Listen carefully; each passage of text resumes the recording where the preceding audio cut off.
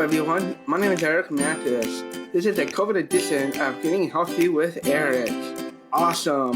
This week I'm going to show you the proper way of coughing and the opposite of proper, the improper. So, that's the proper way of doing it as a quick reaction. Or if you sneeze, and then you do this, and someone comes up to you and wanting to shake hands with you, and they didn't see you sneeze, then as a quick response, you could just kind of use an elbow and say hi to someone instead. So that's one way of doing that. Stay tuned.